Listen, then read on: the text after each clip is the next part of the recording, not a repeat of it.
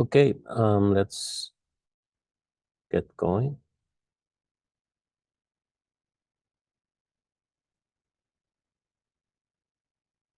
So I have posted the link for the notes for today in the chat. Um,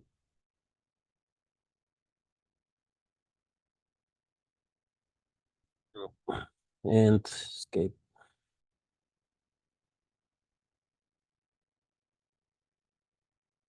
So if you can go to the U of A Data Lab GitHub, and then inside the repo Data Science Tapas, and then there's the wiki link, and the notes are command line interface.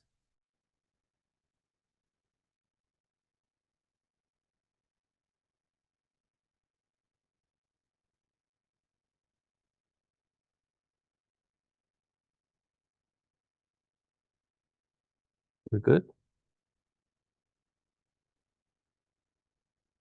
Okay, so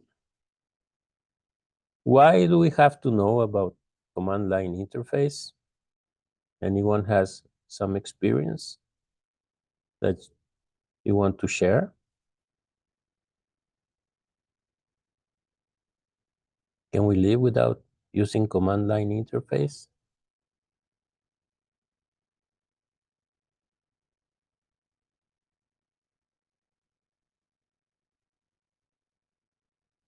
Okay. Is this the first time you're going to be using command line interface? Yes, no, maybe.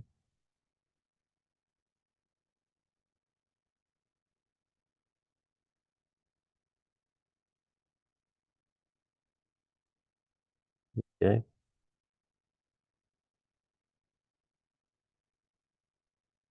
Okay. So the command line interface is just a terminal. And for example, if you have Windows, you can install the Linux shell. Or if you have a Mac, then your system comes with a terminal. And if you use some of the U of A systems like Savors or HPC, you will find that they offer a command line interface for working inside each of the systems. When we're talking about command line interface, historically, there are several versions of the command line interface, and the first one was Bourne Shell. So it was created with Linux, Unix systems back then, beginnings of the 70s, when Unix was invented or designed or created. And then the shell interpreter, there were other versions like Born Again Shell, which is called Bash, and then C Shell, and then we have the Dash from Debian, the Porn Shell, the TC Shell, and if you have a Mac lately, you will find that your command line interface is a Z shell. Okay, and so for example, I have in my computer, I have all these versions of the command line interface, and the name is related to basically being a middleman between you and your computer resources. So, for example, there will be some commands. For example, if I type ls, it will give me all the files that are in my working directory. And these commands for list files, they can accept some additional options. So, for example, if I say ls-l, then I will get the long list of the files that are in that directory. If I say ls-al, I want to list all the possible files that are inside this directory, and I want it in a long format. So I will get back not only the PDF file that I have there, but also it will show me another two files. One is called dot, and the other one is called dot dot. And actually, those are directories. The dot means the actual directory where you're sitting or working, and dot dot means the upper directory where this directory sits on. So, and then you get additional information, for example, the type of files. So you will see that in the first column here, you have a D. So the dot, which is the actual current directory, is a directory. And then the dot dot is another directory.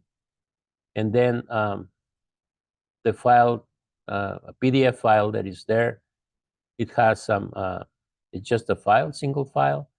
And it comes with some permissions. So for the owner, this file can be read, can be written. That means you can modify it or delete it, or you can execute it, meaning open it with something else. Okay, so that's the cloud. That's a terminal that comes with Mac. And if I want to know which shell am I using, I can say echo, and there will be a variable called shell. And I need to add the $sign before the variable, and it will come back and tell me which command line interpreter I'm using. So the $sign is just loading into the screen or downloading into the screen the value of the variable shell, and the variable shell is just the beansy shell in my case. Okay, so let's continue. The only practical difference between the different shells is that you can compose or write scripts or shell scripts, or just a list of sequential commands you want to execute, and every command line interpreter will have its own syntax of how to write a shell script. We will see it. We will see this next week. But anyway, okay. If you have any questions, just let me know. Open your mic and ask directly. So, are we good? Okay. The command line interpreter, as I was saying, is just a middleman between you and your computer, and it's taking care of your operating system. So when I do an ls and I try an option like, for example, Z, which doesn't exist, it will come back and tell me help command for this command. So ls doesn't have any option called Z, but you have all these other options, right? And how do we find how to use a command? Unix or Linux commands, there's a group of them. We don't have to learn everyone at this moment. We only need to learn about 15 or 20. And then the advantage of the Unix system or Linux system is that you can combine, there's a way you can combine different commands in order to get some more complex commands out of it. So for example, the first command we need to know is called the man command or manual command.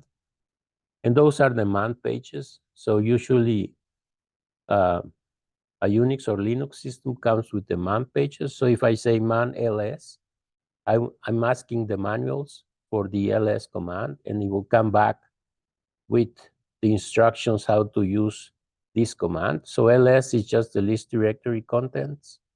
And the second line is all the different options I can add.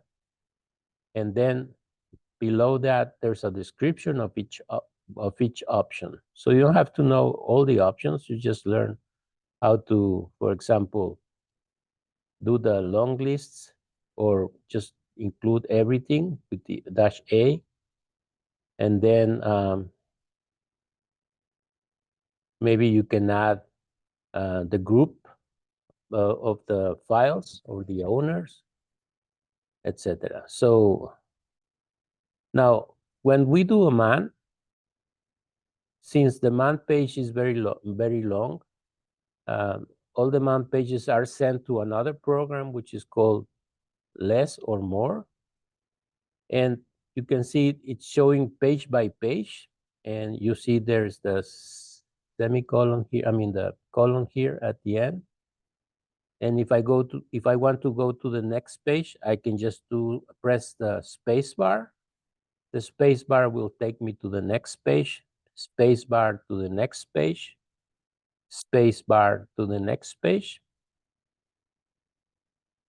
If I want to go to the beginning, I will just press P. That goes to the beginning of the man page. I can say G, capital G. It will go to the end of the file. So P goes to the beginning of the file, and Shift G goes to the end of the file. And then if I go to the beginning of the file, say P, then go to the next page is spacebar. And then let's say I'm browsing the page section by section. I can go to the previous page, typing U for up. So up goes in the direction upwards, and spacebar goes in the direction downwards. And then when I'm done, I can just type Q for quit, and I will get out of the man page. So actually, the man page is handled by a command which is called less. And the less is just the opposite of more, and more is just command for viewing text files. The only difference between less and more is that with more, you will only have the option of going forward in the page, but not backwards. And the less command has the additional option of going backwards, typing U. Other than that, more and less are more or less the same thing. Okay. So now we know two commands, DLS and man. Okay, I'll go back. Now, there are other options, as I was mentioning. For example, if you're doing a lot of coding and you have a GitHub account, GitHub has the code spaces, which gives you a terminal for doing some coding. Also, if you have a Gmail account, then you can use Google Cloud Shell. If you are a U of A student or faculty staff, then we can use Cybers, or we can use HPC. They have versions of terminals where you can use all these command line interfaces.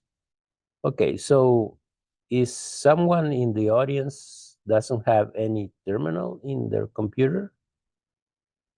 Can you please tell us? Everyone does have one? If not, we can open, for example, a Google Cloud Shell. And when you open it, you will end up with a terminal similar to this, right?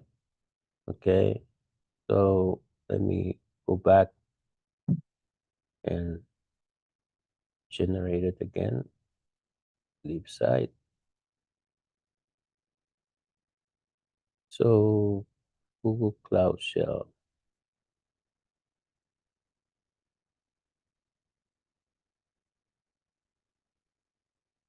So when you open a Google Cloud Shell, you have a terminal. It consists of several windows. So you have down here, this is where you have your terminal, right? And Here you have a visual interface where you can do extra stuff like create new files, open a file, clone a Git repository, etc. So let me just close this. Open a new tab. And you can have many terminals at the same time. Okay. Um,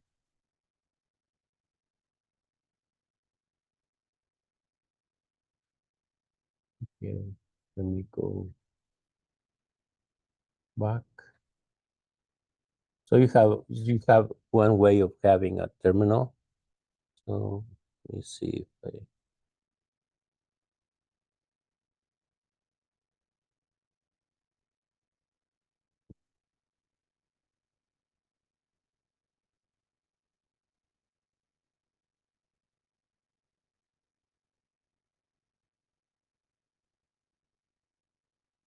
right. So um, this is to copy paste, explorer files, etc. So it gives you the visual option, and you can do um, more stuff in them. Okay, let me go back. Okay, so this is a general description of GitHub code spaces. You have a terminal, and or if you have, for example, VS Code um, editor. Um, if you do coding, then the VS Code gives you a terminal. I can do that. Let me find it.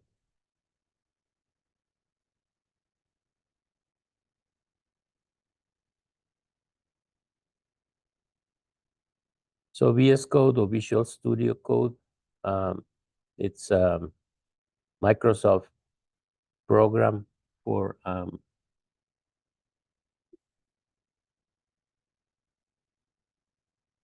editing code. So let me go to a terminal.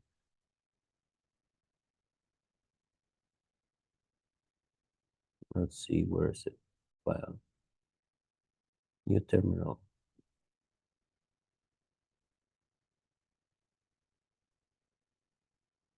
So this is your code, and you have the terminal. You have, oh, well, it's connected with GitHub because GitHub is also is owned by Microsoft. Okay, so say terminal, new terminal, and then you have the terminal. You can close this, and you have a terminal here. You can do ls-a. So if you install VS Code or Visual Studio Code on your computer, you have a terminal there also. Okay, so let me quit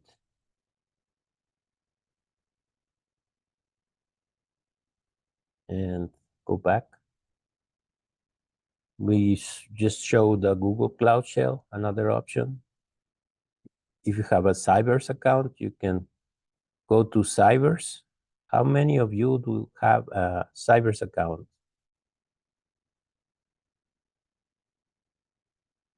Yes. Okay. Anyone else? Okay. So how do you open a terminal there? Just go to the Discovery environment and launch um, a terminal, Cloud Shell. If you're using HPC, then you can go to the on-demand part and then launch an interactive desktop, and it will come with a terminal. An interactive desktop is just like having a Linux terminal. Okay, so what is the command line interface or Unix shell? And we have all these set of commands available, and the commands come in different sections. So for example, the first commands which we need to know is the environment control. For example, you can make directories using the command mkdir. You can remove empty directories using the command rmdir. You can change into a directory using the cd command, change directory. You can rename files by using the command mb for moving one file to another name. And then, well, there is the login and logout when you start the session. So for example, let's go to another terminal here. So clear is a command for clearing your contents. So I'm here logged in. So when I finish my session in a shell, I can just type exit and the process will terminate, right? So now this terminal is dead because I have exited from the session. So I'm not going to use it anymore. I just close it. Okay. And then, so that's the login and exit. It's usually for larger systems since Unix is a multi-user, multi-purpose operating system. For example, I'm using my computer and my computer is running several processes at the same time, and I can find out what type of processes are running. If I say PS all processes that I'm running myself, so I'm running 2 C shells, and then in one of the shells, I typed PS space A, process all, and then if I say process aux, all users executing, it will tell me all the processes that are running in my computer at this moment. And you will see that these are many, right? I can, if I want to go into the detail, then if I type again the command, then I can try to send the output of this command into another command. So I have to use the pipe, which is the vertical bar. And then maybe I want to send it to the program less, so I can analyze the information like if I were analyzing several pages at the same time. So I can do this. So less, then I can go up. Oh, or I can go down, right? So the information is, well, too much. And then, for example, if there is the command word count, and how can we use the command word count? So the command word count will count the number of words, number of lines, and number of characters and bytes in some information file. So if I say, for example, well, let me,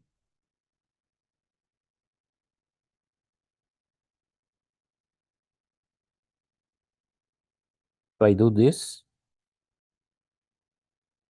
whatever output was coming to my screen, now it's going to be redirected to the command word count, and will come back with the number of lines, 503. That's the number of things that are running here. These are the number of characters, and this is the number of bytes. Lines, words, and bytes. So I have combined two commands, the PS plus the word count, using a pipe. Okay. And then, for example, I can do a PS aux, and then I can select specific words using the command grep. So I'm going to grep any line that is has the word system in it, for example. If I hit enter here, I will have a number of lines. But what if I do another pipe and say, well, how many lines do they include the word system that are running in my computer? So I have 241 lines or processes running that have the word systems, right? So I'm combining simple Unix commands using the pipe and to create a more complex custom command. Okay, so you can combine different commands. Okay, let's go back. So we have the CD, make directory, remove directory, moves. Let's play with this, and I'll clear my screen. Okay, so PWD is present working directory. So I'm in this directory. I can make a directory. What do I have there? I have a PDF file. So I can make a directory, mkdir, and I'll create the directory dir1.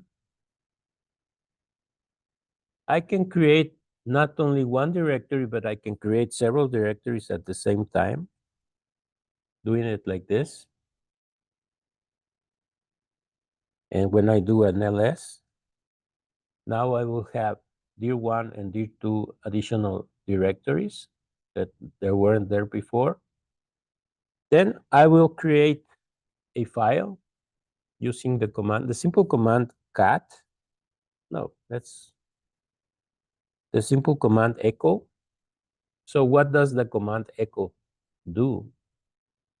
So if I say echo 1, 2, 3, the system will just echo 1, 2, 3 back. Okay.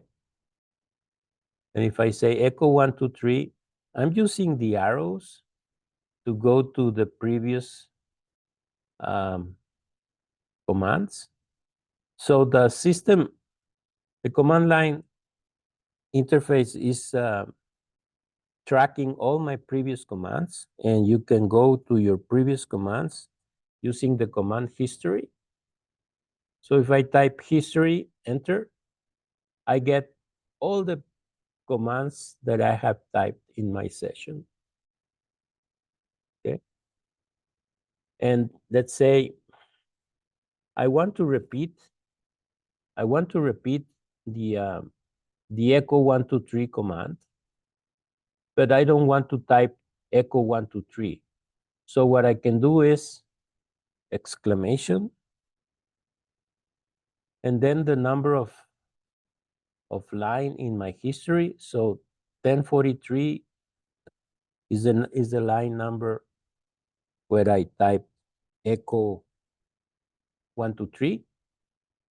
Press enter, and it's similar if I type the echo 1, 2, 3. Okay. All right. So the arrows can go back in your history, go back, go forward, and then, okay, let's get to that later. So I was going to create a file, echo 1, 2, 3. Now there's another redirector. If I say echo 1, 2, 3, the standard output from the Unix system is the screen. Okay. But if I want to redirect the output, I can send it to a file, which is going to be out text. So if I say echo123 redirect to out.txt, there's not going to be any output to the screen, but now I have an additional file, which is called out.txt, and I can see the contents just typing cat or catenation. So it will just bring back all the contents of the file out.txt to the screen. Now, I'm going to use another property of the command shell. So if I can, if I'm lazy enough to not write the whole text name, so I can just use the tab, and if there is no doubt on what is next, the system will complete the command line. So if I say cat O and then tab, there's only one possibility, out text. Okay, so it will bring back whatever it was in the file out text. Okay, so how did we create the file out text using redirect? What if I say 456 out text? So I'm telling, instead of sending 456 to the screen, send it into the file out text. But if I do that, and then if I say, tell me the contents of the file out text, now the contents are 456 and the 123 disappeared. That means that if I echo again into same file, it will overwrite the file. And now the contents of the file out text is just 456. If I want to append, instead of doing this, I need to do double redirect.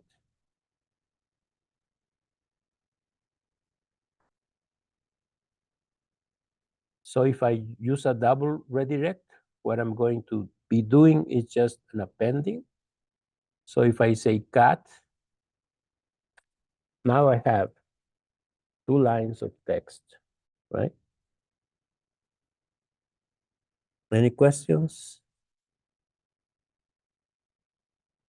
Are the examples too simple? Okay. Right. Okay, so now we have used echoes, we have used cat, we have used the redirect and the append file with a double redirect. Okay. Okay. Now I want to move the out file to one of the directories. Okay. If I say tab, dir is not a unique word. There are 2 options, dir1 and dir2. If I say tab, it will tell me, oh, you have 2 options. Which one do you have? Do you want? Then I say, okay, move it to dir1. And then, so what I'm doing is moving or renaming the file out, and it's going to move it inside the directory dir1. So now, if I do a simple ls al, I don't no longer see the file out text because it's inside dir1. So if I say, tell me, list me all the files. So I'm going to use a while character. The asterisk means everything. So if I say list everything, it's just going to be listing everything. For example, all the contents of dir1 and sorry, all the contents of dir1 and we can see that inside dir1, we have the file out text, right? And dir2 is still empty, has 0 files compared to dir1, okay? And these are the bytes, number of bytes. I can do the same thing just doing slash like this. And it will tell me explicitly what is inside, all the directories that have some contents. So this way I can directly list the contents of dir1 since it's the only directory that has some contents. Dir2 doesn't have any contents. Okay. So let me go back. So now we have 2 directories. One is empty and the other one is not. So I can do a remove directory, rmdir, rmdir.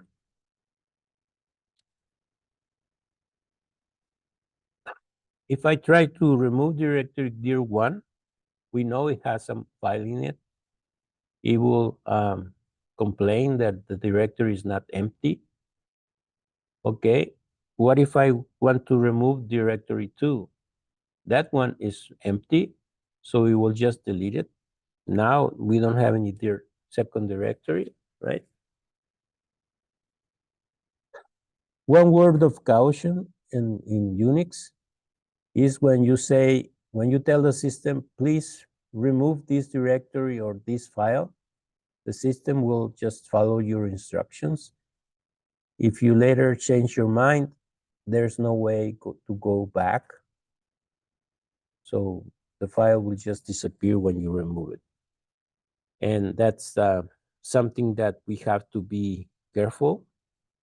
So the next command will delete recursively inside all directory 1, all the files there are in it. So this way I can remove the contents of a directory by using the option -R. Okay. So if I do that, well, tells me politely, I want to delete it. Yes. So now I don't have any contents in dir1, right? It's empty because I used the command remove recursively dir1, all the contents inside dir1. And then after dir1 is empty, then I can do remove directory dir1. Okay, so now I no longer have any directories in my working directory. Questions? Any questions? So we just review these commands, and then we can look at the commands for file manipulation. Well, we have used the remove and the moved. We can look at the command copy for copy, which is CP. We have looked at more and less. We have used the cat, and then the count, and also redirecting the output. And so what we need to do next is copy change mode commands.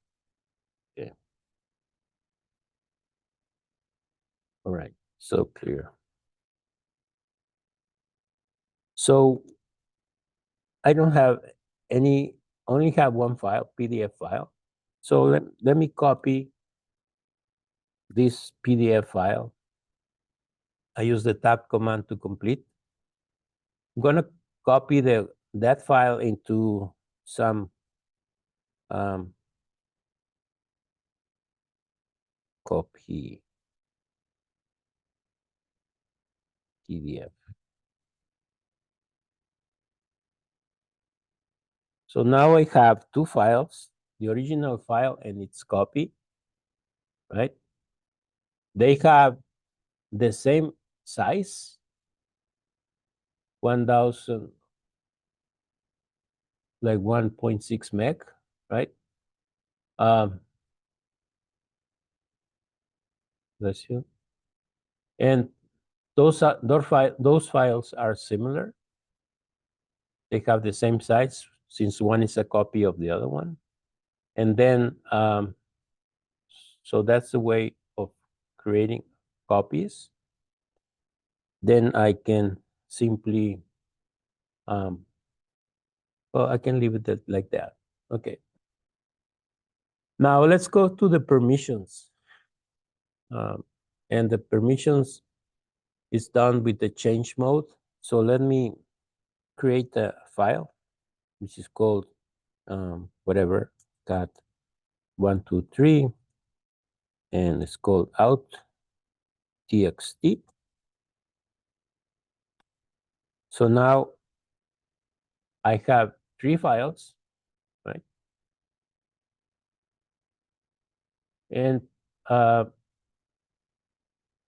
when we're talking about permissions, it's going to be referring to these first 10 characters here. These are 10 things. The first digit or the first character is a D if it's a directory. So let me make a directory. And if I do that again, so I have dir1, which is a directory. So the first character is a D, the same as dot dot and dot. And then I have a simple file, PDF file, which is called PDF, Cloud Copy PDF, and the Google Cloud Shell Setup PDF. Those have permissions read, write, execute. The first three, the first three characters after the first one, or that means from the second to the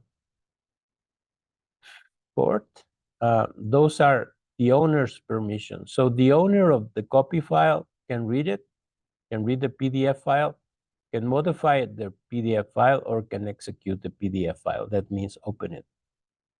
And the other one, the out text, has the permissions read, write, read, and read. The second and third groups are the groups, all the groups in the Unix system. You can organize your users by groups. And then the last three characters are related with everyone else. So that's the rest of the world. So the other users which are in the same group as the owner of the file can also read the file. And anyone else can also read the file. So it has an R. Okay, so I'm going to change the permissions. Let's see. Okay. We have done all this. Okay. We need to see the head and tail. We already saw the word count. Okay. And maybe compression. Okay.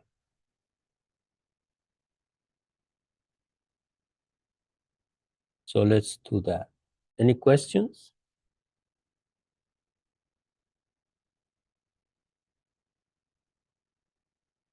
Okay. Let me create another file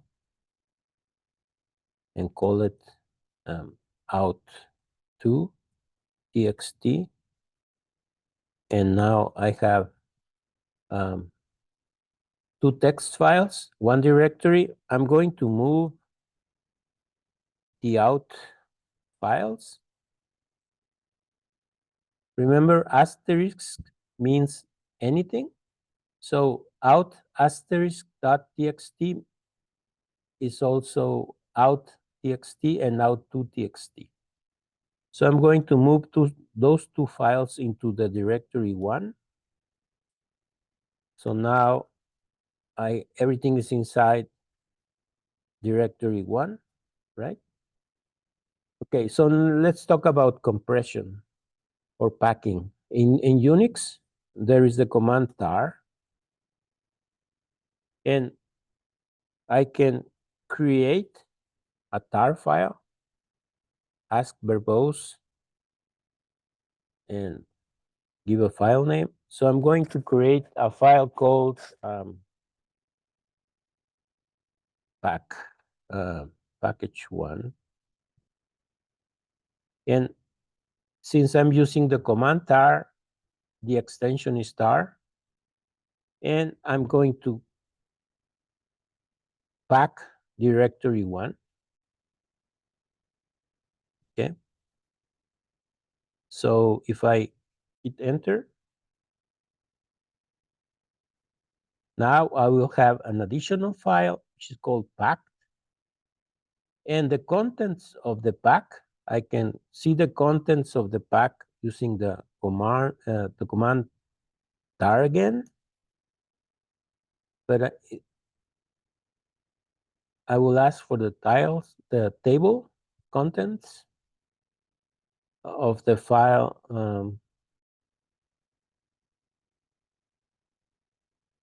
pack.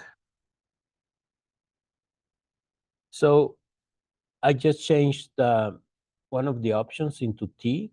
So tar tbf and the name of the tar file will give me the contents of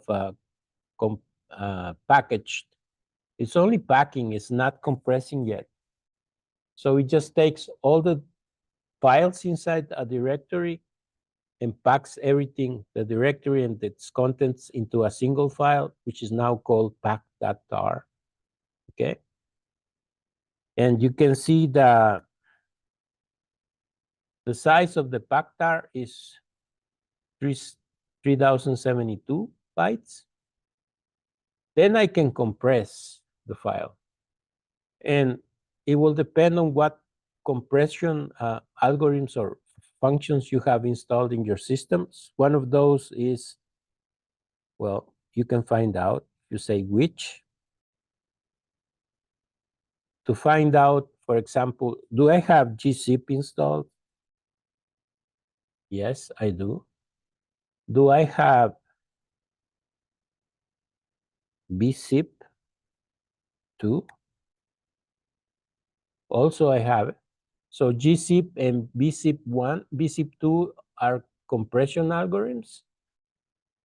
The same as compress. There's a compress command,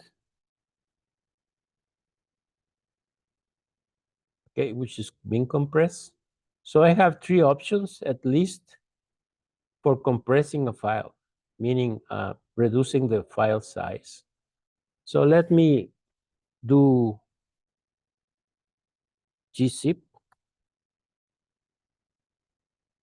packtar.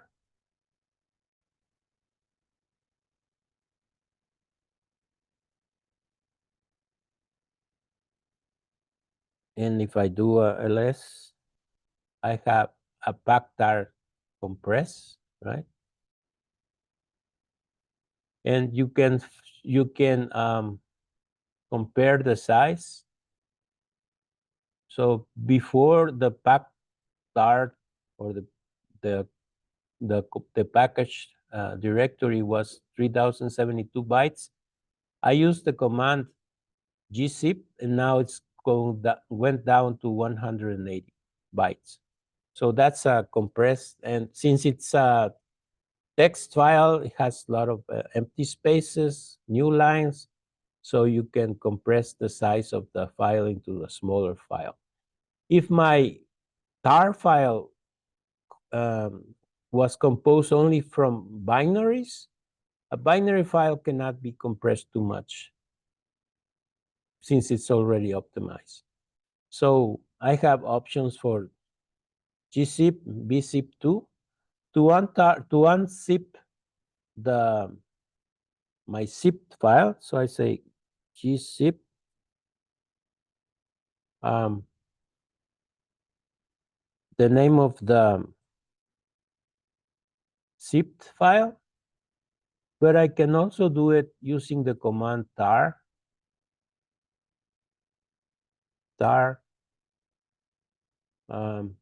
no, I need to move it.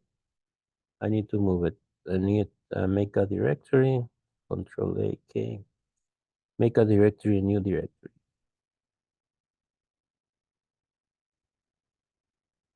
And then I'm going to move the backtar to the new directory.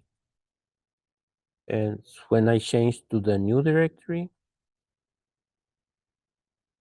I have it there. I moved it into another directory because if I unzip it and unpackage it, it will create again the directory dir1. But since in the other directory there was a dir1, I will just be conflicting with names and file names. So I'm just moved everything into a fresh, empty new directory. So now I'm going to do I can do a gzip deflate to uncompress the backtar JC, or I can just do tar directly, extract, but it's zipped, oh, it's tar zipped, extract, or extract zipped verbose file, backtar. So I can use the command tar and directly untar a tar compressed file, adding the Z for compression and X for extraction, verbose for the telling me what it's doing along the way, and F for the file name. So now it has extracted dir1 and its contents. So now I have a dir1, and if I say dir1 contents, I have along the tar and zipped file, I have extracted dir1, which is contents.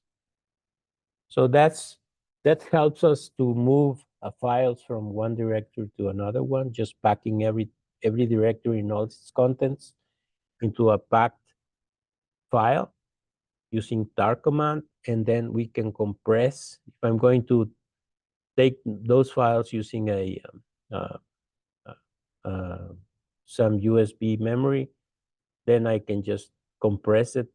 Or if I'm going to send it by email or going to FTP it or transfer it to another machine, the best way of transferring a group of files is having them packed in tar and compressed using gzip or bzip2. Bzip, bzip2 is more efficient than gzip, and those two functions are more efficient compared with the compress command. So that's how you use. Any questions?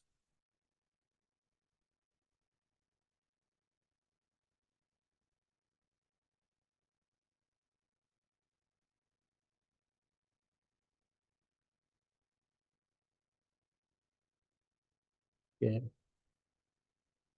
All right. What about wildcards?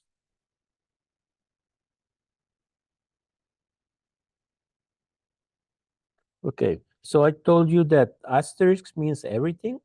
So let me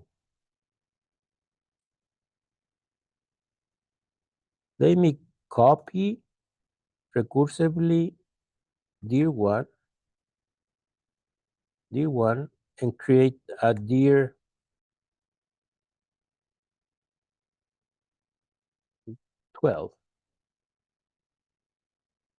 So now if I do I have dir 1 and dir 12 with 2 files each. Okay. Now I told you asterisk means everything, but what if I say ls? I want to see only the contents of dir 1 and not dir 12. If I type here asterisk, it will show both. But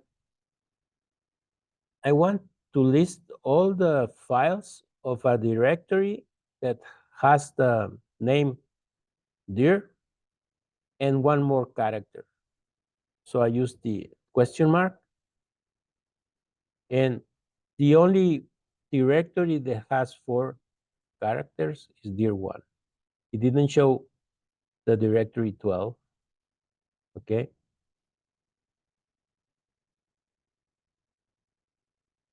Okay. What if I say, give me the contents of directory 12? So directory 12 has 2 characters after the word there. Okay. So that's the difference when you use the asterisk means whatever, whatever characters are there. And if I use the question mark, it's only 1 character per time. Okay.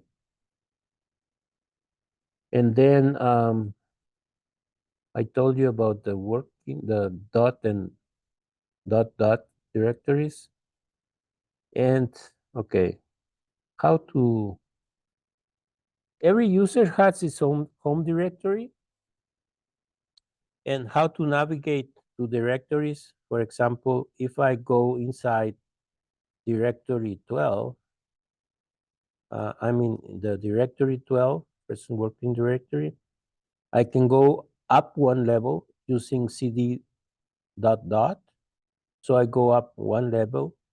If I do cd again, dot dot, I will go up another level, right? And then I'm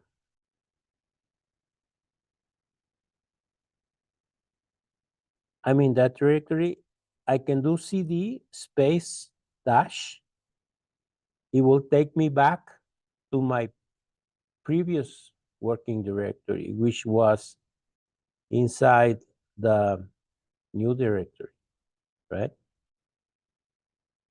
So cd space dash takes you to the previous working directory.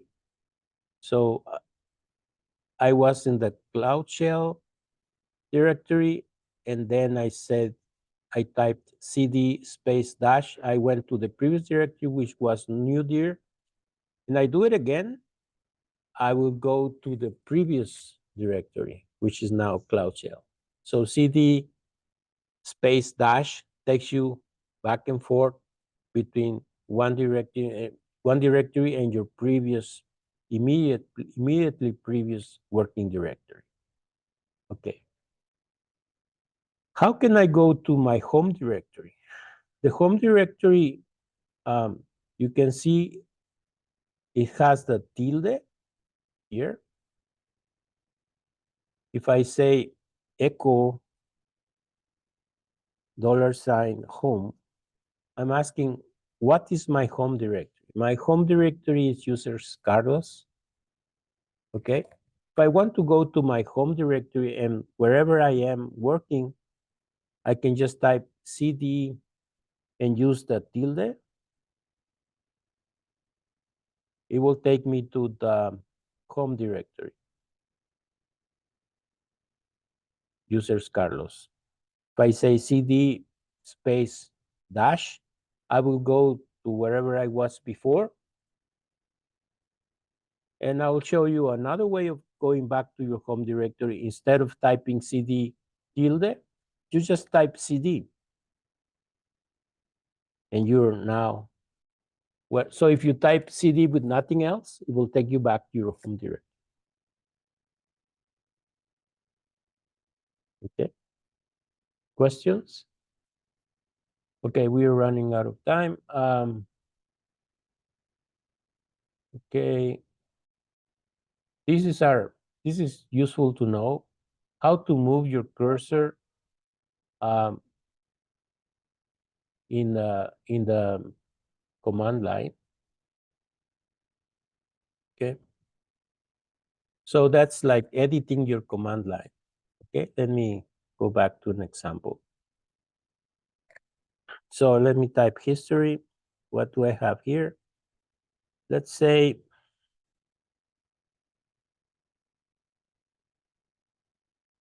I want to edit, um, well, let's say, um,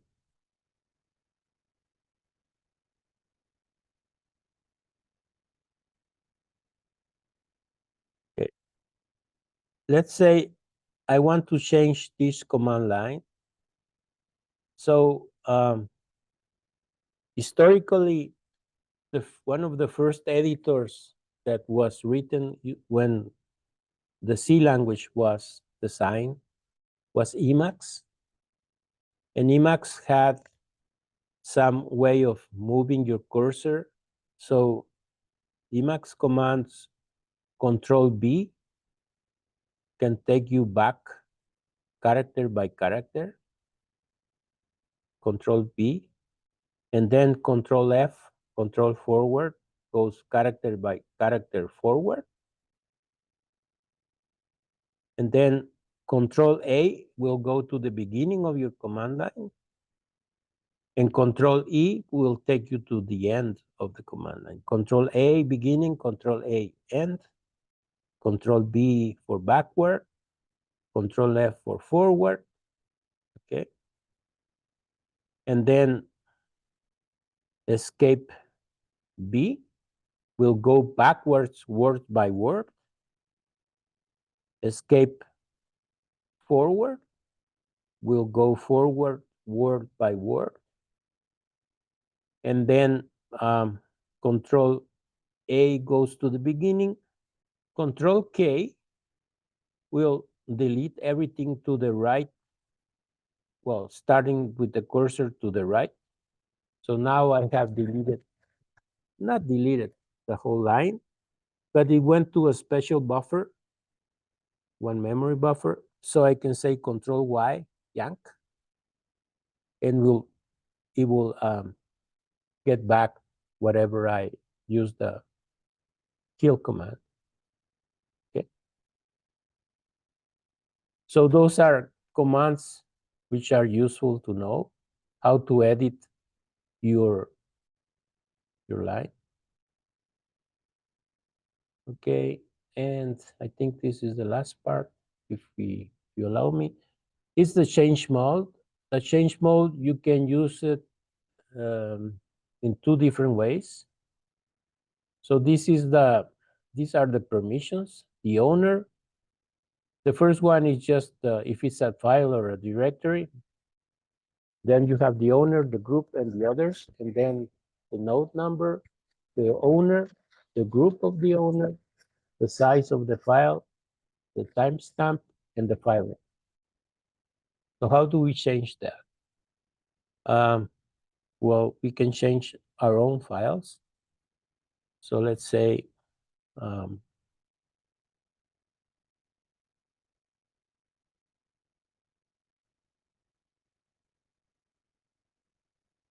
where am I? Let me go back to home.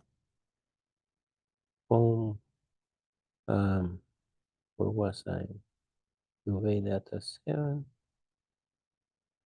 and Cloud Shell.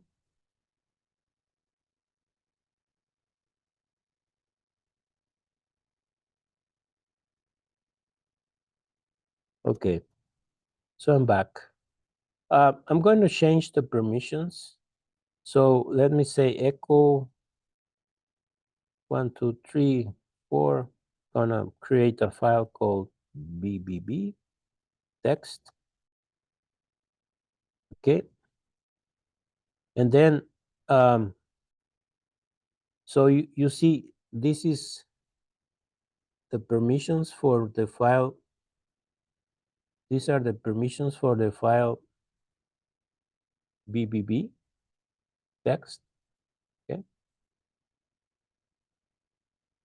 So I want to, okay, okay. Let me talk a little bit about editors.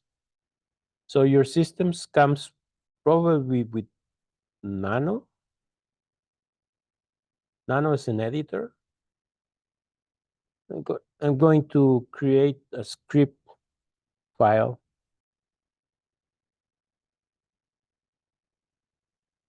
And I'm opening an editor called Nano.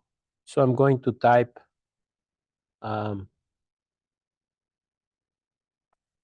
shebang,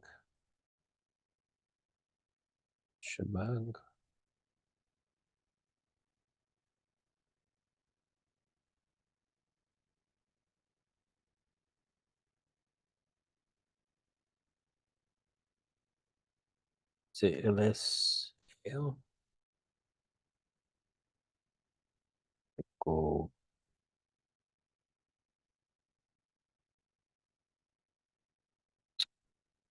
bing bash, echo, hello, and then cat 1, 2, 3, and make a file called out 1, 2, 3 text. And then that file has 3 lines. The first one is just instructions of how to execute. The second line is just a command echo hello. So if I say echo hello, I will get back hello. And then the next line is concatenating 1, 2, 3 and sending the output to the file by name out 1, 2, 3 text. And then I'm going to save. Nano Pico is the same. And I'm going to write the file using Control X. And then it asks me if I want to save. Yes, I want to save.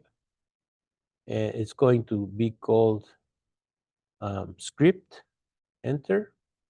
Now I have additional file which is called script. So theoretically, this is a script file. If I say the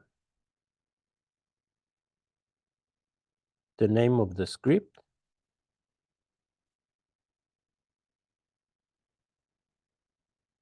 what? Script shell. It's not executable, but I want to execute, so it will complain that it cannot run. So I need to change mode. So so how do we change mode? I want to make change mode. I want to change mode of the file. I want to add the execution part to the script file. So now you can compare what we had before with the script.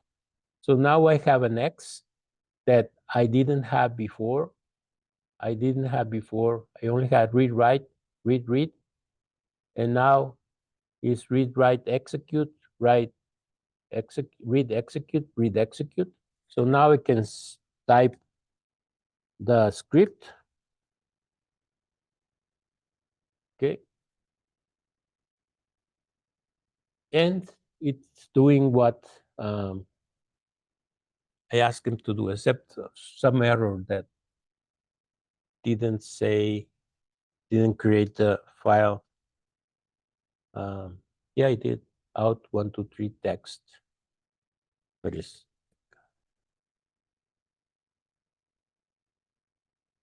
yeah, it's empty. Okay, so it didn't do the second line, but it did the first line. So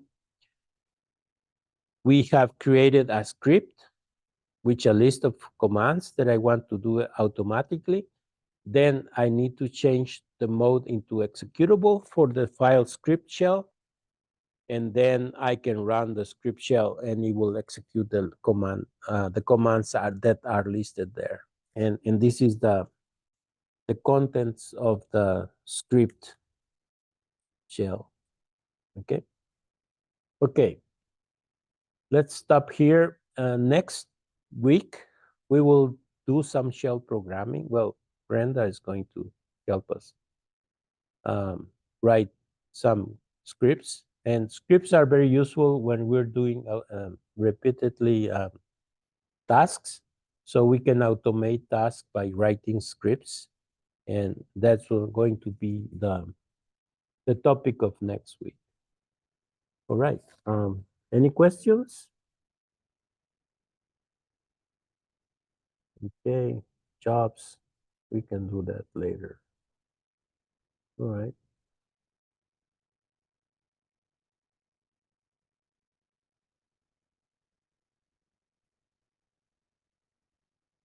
Okay. So how's everyone doing? Yeah. So I'll see you next week if you allow me, and we'll be here at the same time, same place. Thank you for connecting.